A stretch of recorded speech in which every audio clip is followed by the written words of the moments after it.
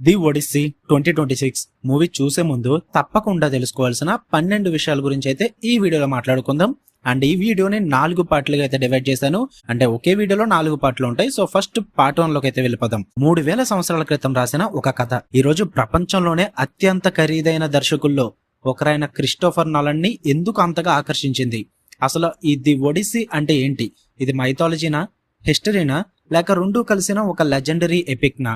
July 17న థియేటర్లో ఈ cinema చూడబోతున్న ప్రతి ఒక్కరూ ఈ వీడియోను ఒక్కసారి పూర్తిగా చూస్తే సినిమాలో వచ్చే చాలా రెఫరెన్సెస్ మీకు చాలా ఈజీగా అర్థమవుతాయి. టెన్షన్ పడద్దు. ఈ వీడియోలో ది ఒడిస్సీ సినిమా స్టోరీ స్పాయిలర్స్ ఒక్కటి కూడా ఉండవు. సినిమా ఎక్స్పీరియన్స్ పాడవకుండా చూడడానికి కావాల్సిన బ్యాక్గ్రౌండ్ మాత్రమే తెలుసుకుందాం. ముందుగా ఒక విషయం క్లియర్ చేసుకుందాం. చాలా మంది ది ఒడిస్సీ అనేది క్రిస్టోఫర్ నోలన్ రాసుకున్న కొత్త కథ అనుకుంటున్నారు, కానీ కాదు. ఇది దాదాపు 3000 సంవత్సరాల క్రితం రాయబడిన ప్రపంచంలోనే అత్యంత ప్రభావవంతమైన కథల్లో ఒకటి. ఈ కథను రాసిన వ్యక్తి పేరు హోమర్. హోమర్ నిజంగా ఒక వ్యక్తేనా, లేక చాలా మంది కవులు చెప్పిన కథలను ఒక పేరుతో పిలిచారా అనే దాని మీద ఇప్పటికీ చర్చలు జరుగుతూనే ఉన్నాయి. కానీ ఒక విషయం మాత్రం నిజం. ప్రపంచ సాహిత్యం గురించి మాట్లాడితే హోమర్ పేరు లేకుండా ఆ చరిత్ర పూర్తి కాదు. హోమర్ పేరుతో మనకి 2 గొప్ప ఎపిక్ పోయమ్స్ అయితే ఉన్నాయి. ఒకటి ద ఇలియడ్, రెండోది ది ఒడిస్సీ. ఇక్కడే చాలా మంది కన్ఫ్యూజ్ అవుతారు. ఈ 2 ఒకటేనా? అస్సలు కాదు. ఇది ఒకే యూనివర్స్ లో జరిగే 2 వేర్వేరు కథలు.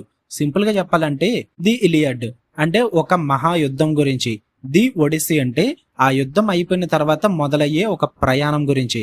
అంటే నోలన్ తీస్తున్న సినిమా అసలు వారి గురించి కాదు, వారు తర్వాత మొదలయ్యే జర్నీ గురించి. అందుకే ఈ సినిమా అర్థం కావాలంటే ముందుగా ట్రోజన్ వార్ అంటే ఏంటో తెలుసుకోవాలి. కానీ వార్ గురించి మాట్లాడే ముందు ఇంకో చిన్న విషయం తెలుసుకోవాలి. అదే గ్రీక్ మైథాలజీ. ఎందుకంటే ది ఒడిస్సీ జరిగే ప్రపంచం మన హిస్టరీ బుక్స్ లో ఉండే రియల్ వరల్డ్ కాదు, ఇది మైథాలజీ వరల్డ్. ఈ ప్రపంచంలో దేవుళ్ళు ఉంటారు, రాక్షసులు ఉంటారు, ఒకే కన్ను ఉన్న జైంట్స్ ఉంటారు, సముద్రంలో భయంకరమైన క్రీచర్స్ ఉంటాయి. మరీ ముఖ్యంగా గాడ్స్ నేరుగా మనుషుల జీవితాల్లో జోక్యం చేసుకుంటారు. ఇది గ్రీక్ మైథాలజీలో ఉన్న బిగ్గెస్ట్ డిఫరెన్స్. మనం చాలా సార్లు దేవుళ్ళని దూరంగా ఊహిస్తాం, కానీ గ్రీక్ మైథాలజీలో మాత్రం గాడ్స్ కూడా కోప్పడతారు, ఈర్షపడతారు, ఫేవరెట్స్ పెట్టుకుంటారు, శిక్షలు వేస్తారు, సహాయం కూడా చేస్తారు. అంటే ఒక హీరో గెలవడం అనేది కేవలం అతని స్ట్రెంత్ మీద మాత్రమే కాదు, ఏ గాడ్ అతని వైపు ఉన్నాడు అనే దాని మీద ఆధారపడి ఉంటుంది. ఇప్పుడు ఇంకో ముఖ్యమైన పేర్లు గుర్తుపెట్టుకోండి. మొదటిది Zeus, king of the gods. Olympus అనే పర్వతంపై ఉండే దేవతల రాజు, మెరుపు, ఆకాశం, అధికారానికి ప్రతీక. రెండోది అథీనా, విజ్డమ్, ఇంటెలిజెన్స్, స్ట్రాటజీకి సింబల్. బ్యాటిల్ ఫీల్డ్ లో కత్తి ఊపడం కంటే సరైన డిసిషన్ తీసుకోవడం గొప్పది అనే నమ్మే గాడెస్. మూడోది పొసైడన్, సీ గాడ్. సముద్రం, తుఫాన్లు, అలలు ఇవన్నీ పొసైడన్ అధీనంలో ఉంటాయని గ్రీక్ మైథాలజీ చెబుతుంది. ఈ ముగ్గురు పేర్లు మాత్రం సినిమా చూసే ముందు ఖచ్చితంగా గుర్తుపెట్టుకోండి, ఎందుకంటే ది ఒడిస్సీ ప్రపంచంలో వీళ్ళ ప్రభావం చాలా ఎక్కువగా ఉంటుంది. ఇంకో ఇంట్రెస్టింగ్ విషయం, గ్రీక్ మైథాలజీలో ఫేట్ అనే కాన్సెప్ట్ చాలా పవర్ఫుల్. తెలుగులో చెప్పాలంటే విధి. కొన్ని సంఘటనలు జరగాల్సిందే. ఎంత పవర్ఫుల్ హీరో అయినా విధి రాసింది తప్పించుకోలేడు. ఈ కాన్సెప్ట్ కూడా గ్రీక్ స్టోరీస్ లో చాలా ముఖ్యమైనది. ఇప్పటి వరకు మనం వరల్డ్ ని అర్థం చేసుకున్నాం, కానీ ఈ ప్రపంచాన్ని మొత్తం మార్చేసిన ఒక సంఘటన ఉంది. ఆ సంఘటన పేరు ట్రోజన్ వార్. ఈ వార్ జరగకపోతే ది ఒడిస్సీ అనే కథ ఉండేది కాదు. అసలు ఒక అమ్మాయి వల్ల 10 సంవత్సరాలు ప్రపంచంలోనే అత్యంత భయంకరమైన యుద్ధం ఎలా జరిగింది, అదే ఇప్పుడు మనం తెలుసుకుందాం. Part 2, Trojan war. ఈ పేరు మీరు చాలా సార్లు విని ఉంటారు, కానీ ఈ వార్ ఎందుకు స్టార్ట్ అయిందో చాలా మందికి తెలియదు. నిజం చెప్పాలంటే ఈ వార్ ఒక కింగ్డమ్ కోసం కాదు, గోల్డ్ కోసం కాదు, పవర్ కోసం అస్సలే కాదు. గ్రీక్ మైథాలజీ ప్రకారం ఈ వార్కి మెయిన్ రీజన్ ఒక మహిళ. ఆమె పేరు హెలెన్. యాన్సియంట్ గ్రీక్ లిటరేచర్ లో హెలెన్ ని the most beautiful women in the world అని వర్ణించారు. అందుకే ఇప్పటికీ ఒక ఫేమస్ ఎక్స్ప్రెషన్ ఉంది, the face that launched a 1000 ships. అంటే 1000 షిప్స్ ని వారికి పంపించినంత అందం. హెలెన్ ఆల్రెడీ మెనలస్ అనే స్పార్టా రాజ్యానికి చెందిన కింగ్ కి వైఫ్. కానీ ట్రాయ్ అనే బలమైన రాజ్యంలో ప్యారిస్ అనే ప్రిన్స్ ఉంటాడు. ఒకరోజు హెలెన్ ప్యారిస్ తో ట్రాయ్ కి వెళ్ళిపోతుంది. ఇది ఎలా జరిగింది అనే దానికి డిఫరెంట్ యాన్సియంట్ వెర్షన్స్ అయితే ఉన్నాయి. కొన్ని స్టోరీస్ లో కిడ్నాపింగ్ అని ఉంటుంది, ఇంకొన్ని స్టోరీస్ లో హెలెన్ తనే ప్యారిస్ ని ఫాలో అయ్యిందని చెప్తాయి. ఏది నిజం అనేది పక్కన పెడితే ఈ ఇన్సిడెంట్ వల్ల గ్రీక్ కింగ్డమ్స్ అన్ని ఒక్కటయ్యాయి. మెనలస్ తన అన్న అగమెమ్నన్ ని కలుస్తాడు. అగమెమ్నన్ ఆ టైంలో గ్రీస్ లో ఉన్న పవర్ఫుల్ రూలర్స్ లో ఒకడు. అతను మిగతా గ్రీక్ కింగ్స్, వారియర్స్ అందరినీ ఒక అలయన్స్ గా కలిపాడు. ఆ అలయన్స్ లో 2 లెజెండరీ వారియర్స్ అయితే ఉన్నారు. ఒకరు అకిలిస్, ఇంకొకరు ఒడిసియస్. ఈ ఇద్దరిని కంపేర్ చేస్తే గ్రీక్ మైథాలజీ బ్యూటీ అర్థమవుతుంది. అకిలిస్ అంటే పవర్, బ్యాటిల్ ఫీల్డ్ లో almost unbeatable warrior. Courage, speed, strength ఇవన్నీ కలిసిన ఒక కంప్లీట్ ఫైటర్. కానీ ఒడిసియస్ కంప్లీట్ ఆపోజిట్. అతను స్ట్రాంగెస్ట్ వారియర్ అయితే కాదు, ఫాస్టెస్ట్ వారియర్ కూడా కాదు, కానీ స్మార్టెస్ట్ లీడర్.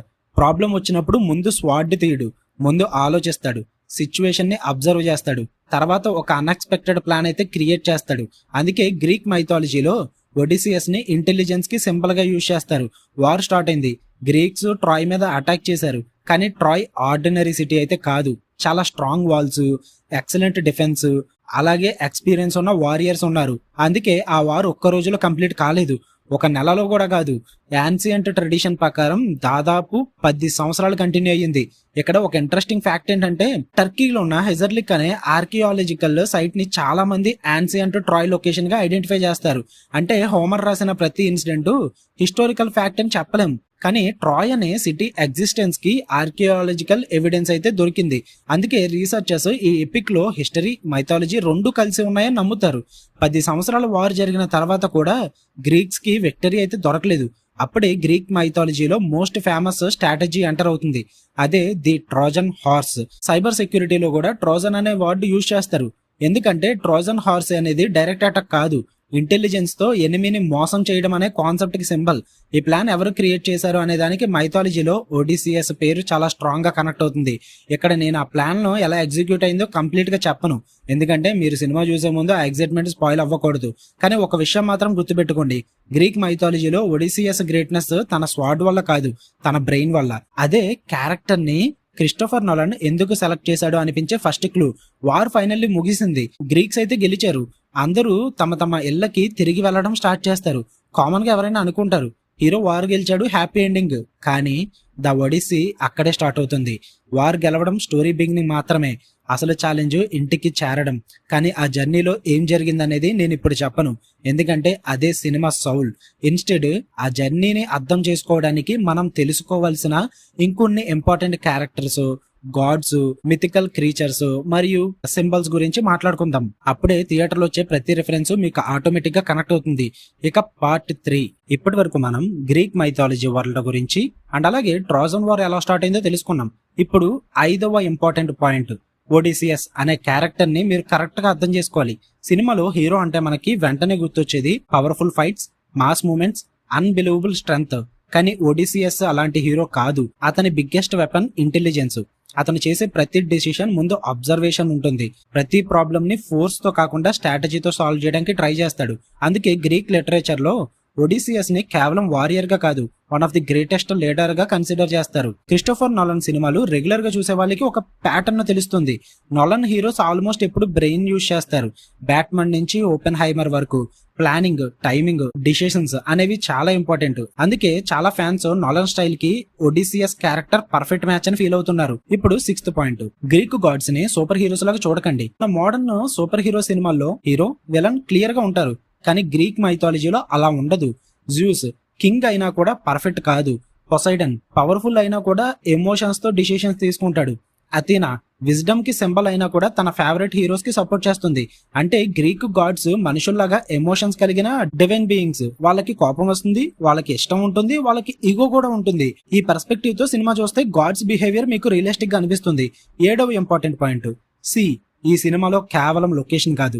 ఒడిస్సీ అనే పేరు వెంటనే చాలా మంది అడ్వెంచర్ అనుకుంటారు, కానీ లిటరేచర్ ఎక్స్పర్ట్స్ మాత్రం ఒక ఇంట్రెస్టింగ్ పాయింట్ చెప్తారు. ఈ స్టోరీలో సముద్రం అనేది లైఫ్ కి మెటఫర్. కొన్ని రోజులు కామ్ గా ఉంటుంది, కొన్ని రోజులు వైలెంట్ గా ఉంటుంది, కొన్నిసార్లు డైరెక్షన్ క్లియర్ గా ఉంటుంది, కొన్నిసార్లు ఎక్కడికి వెళ్లాలో తెలియదు, మన లైఫ్ జర్నీ లాగానే. కాబట్టి సినిమాలో ప్రిపేర్డ్ గా సీ షాట్స్, స్టార్మ్స్, అదే తుఫాన్లు, సైలెన్స్, వేవ్స్ కనిపిస్తే అవి విజువల్ బ్యూటీ కోసం మాత్రమే కాదు, ఒక మీనింగ్ ఉంటుంది. 8వ ఇంపార్టెంట్ పాయింట్, సినిమాలో కనిపించే మిథికల్ క్రీచర్స్. ముందుగా సైక్లోప్స్, సింగిల్ ఐ ఉన్న జైంట్ రేస్ అన్నమాట. గ్రీక్ మైథాలజీలో సైక్లోప్స్ అంటే స్ట్రెంగ్త్, రా పవర్ కి symbol. Next sirens. Modern movies వాళ్ళని మెర్మైడ్స్ లాగా చూపించిన ఒరిజినల్ మైథాలజీలో వాళ్ళని టెంప్టేషన్ సింబల్ లా చూస్తారు. మీనింగ్ ఏంటంటే మన గోల్ నుంచి మనల్ని పక్కకి తీసుకెళ్లే అట్రాక్టివ్ డిస్ట్రాక్షన్స్ అని అర్థం. తర్వాత 2 నేమ్స్ గుర్తుపెట్టుకోండి, స్కిల్లా అండ్ చారిబ్డిస్. ఈ 2 గ్రీక్ మైథాలజీలో సముద్రం డేంజర్స్ ని రిప్రజెంట్ చేస్తాయి. ఇంగ్లీష్ లో ఇప్పటికీ ఒక ఎక్స్ప్రెషన్ ఉంది, బిట్వీన్ స్కిల్లా అండ్ చారిబ్డిస్. మీనింగ్ వచ్చేసి 2 ఆప్షన్స్ డేంజరస్ అయితే ఏదో ఒకటి కంపల్సరీ సెలెక్ట్ చేయాల్సిన సిచ్యువేషన్. మన తెలుగులో చెప్పాలంటే ముందు నొయ్యి వెనక గొయ్యి, ఆల్మోస్ట్ అది ఫీలింగ్. ఇంకొక ఇంపార్టెంట్ క్యారెక్టర్ కాలిప్సో గురించి ఇప్పుడే డీటెయిల్స్ చెప్పను, ఎందుకంటే ఆ క్యారెక్టర్ సినిమా ఎక్స్పీరియన్స్ లో ఇంపార్టెంట్ రోల్ ప్లే చేయొచ్చు. మీరు గుర్తుపెట్టుకోవాల్సింది ఒక్కటే, గ్రీక్ మైథాలజీలో కాలిప్సీ అనే పేరు చాలా ఫేమస్ అంతే. 9వ ఇంపార్టెంట్ పాయింట్, ది ఒడిస్సీ అనే టైటిల్ కి మీనింగ్ ఏంటి? చాలా మందికి ఇది ఒక పర్సన్ పేరు అనిపిస్తుంది, కానీ యాక్చువల్ గా ఇంగ్లీష్ డిక్షనరీలో ఒడిస్సీ అనే వర్డ్ కి meaning long difficult adventurous journey. అంటే ఈ టైటిల్లోనే మూవీ సౌల్ దాచిపెట్టారు. అందుకే ఈ సినిమాని నార్మల్ యాక్షన్ అడ్వెంచర్ మూవీలా ఎక్స్పెక్ట్ చేయకండి, ఇది ఒక ఎమోషనల్ జర్నీ కూడా. ఇక పార్ట్ 4 చివరగా 10వ ఇంపార్టెంట్ పాయింట్, క్రిస్టోఫర్ నోలన్ ఎందుకు ది ఒడిసీని సెలెక్ట్ చేశాడు? అఫీషియల్ ఇంటర్వ్యూస్ లో నోలన్ కంప్లీట్ క్రియేటివ్ రీజన్స్ అన్ని ఎక్స్ప్లెయిన్ చేయలేదు, కాబట్టి మనం గెస్ట్ చేయకూడదు. కానీ ఆయన ప్రీవియస్ సినిమాలు చూస్తే ఒక ప్యాటర్న్ క్లియర్ గా కనిపిస్తుంది. నోలన్ కి human emotions, difficult decisions, time, memory, survival, identity ఇలాంటి థీమ్స్ మీద ఎప్పుడు ఇంట్రెస్ట్ ఉంటుంది. ది ఒడిసీలో కూడా యాక్షన్ కన్నా ఎక్కువ ఇంపార్టెన్స్ ఒక మనిషి జర్నీకి ఉంటుంది. అందుకే చాలా మంది ఈ story Nolan film making style కి పర్ఫెక్ట్ మ్యాచ్ అని అనుకుంటున్నారు. 11th ఇంపార్టెంట్ పాయింట్, ఈ సినిమాని మైథాలజీ మూవీ అని మాత్రమే అనుకోకండి. చాలా మంది ట్రైలర్ చూసి ఇది మాన్స్టర్స్ ఉంటాయి, గాడ్స్ ఉంటారు, ఫ్యాంటసీ మూవీ అనుకుంటా అని ఫీల్ అయ్యారు. కానీ ది ఒడిసీని లిటరేచర్ ఎక్స్పర్ట్స్ ఎందుకు 3000 సంవత్సరాల నుంచి సెలబ్రేట్ చేస్తున్నారంటే అది మాన్స్టర్స్ వల్ల కాదు, అది విజువల్ స్పెక్టాకుల్ వల్ల కాదు, ఒక సింపుల్ ఎమోషన్ వల్ల. హోమ్, మనిషి ఎంత దూరం వెళ్ళినా, ఎన్ని కష్టాలు వచ్చినా చివరికి తన ఇంటికి తిరిగి వెళ్లాలనే కోరిక, ఆ ఎమోషన్ ఎప్పటికీ మారదు. అందుకే ఈ స్టోరీ 3000 సంవత్సరాల తర్వాత కూడా రెలవెంట్ గా ఉంది. 12వ చివరి ఇంపార్టెంట్ పాయింట్, సినిమా చూసేటప్పుడు ఈ రెఫరెన్సెస్ ని అబ్జర్వ్ చేయండి. గాడ్స్ గురించి ఒక డైలాగ్ వస్తే బ్యాక్గ్రౌండ్ అర్థం చేసుకోండి. సముద్రం రిపీటెడ్ గా కనిపిస్తే అది జర్నీ సింబల్ గా గుర్తుపెట్టుకోండి. షిప్స్ కనిపిస్తే ట్రావెల్ మాత్రమే కాదు, హోప్ సింబల్ అని ఆలోచించండి. ఇంటెలిజెన్స్ తో సాల్వ్ చేసే సిచ్యువేషన్స్ వస్తే అది ఒడిసియస్ క్యారెక్టర్ ఎసెన్స్ ని గుర్తుపెట్టుకోండి. మిథికల్ క్రీచర్స్ కనిపిస్తే వాళ్ళని మాన్స్టర్ లాగా మాత్రమే కాకుండా గ్రీక్ మైథాలజీలో వాళ్ళకి ఉన్న సింబాలిక్ మీనింగ్ ని కూడా ఇమాజిన్ చేయండి. అప్పుడు సినిమా ఎక్స్పీరియన్స్ ఇంకా రిచ్ గా అనిపిస్తుంది. ఇప్పుడు ఈ వీడియో కంప్లీట్ అయ్యే ముందు ఒక ఇంట్రెస్టింగ్ ఫ్యాక్ట్ చెప్తా. ఇంగ్లీష్ లో మనం రెగ్యులర్ గా యూజ్ చేసే కొన్ని వర్డ్స్ డైరెక్ట్ గా గ్రీక్ మైథాలజీ నుంచి వచ్చేస్తాయి. అక్లిస్ హీల్ అంటే వీక్ పాయింట్, ట్రోజన్ హార్స్ అంటే అవుట్ సైడ్ ఇన్నోసెంట్ గా కనిపించి లోపల డేంజర్ దాచుకోవడం, ఒడిస్సీ అంటే లాంగ్ అడ్వెంచరస్ జర్నీ అంటే 3000 సంవత్సరాల క్రితం రాసిన స్టోరీ ఇన్ఫ్లుయెన్స్ ఇప్పటికీ మన లాంగ్వేజ్ లో కూడా కంటిన్యూ అవుతుంది. సో ఫ్రెండ్స్, ఇది వీడియో.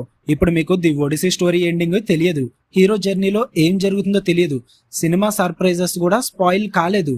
కానీ ఈ సినిమా జరిగే వరల్డ్ ఏంటి, గ్రీక్ మైథాలజీ ఎలా వర్క్ చేస్తుంది, ట్రోజన్ వార్ ఎందుకు ఇంపార్టెంట్, ఒడిసియస్ ఎందుకు లెజెండరీ హీరో, గాడ్స్ రోల్ ఏంటి, మిథికల్ క్రీచర్స్ సిగ్నిఫికెన్స్ ఏంటి అనే బ్యాక్గ్రౌండ్ మొత్తం మీకు ఈ వీడియోలో క్లియర్ గా చెప్పా. నా ఒపీనియన్ లో ఈ బ్యాక్గ్రౌండ్ తెలుసుకుని థియేటర్ లో కూర్చుంటే క్రిస్టోఫర్ నోలన్ క్రియేట్ చేసిన వరల్డ్ ని ఇంకా బాగా అప్రిషియేట్ చేయగలరు. మిగతాది బిగ్ స్క్రీన్ మీద ఎక్స్పీరియన్స్ చేయండి.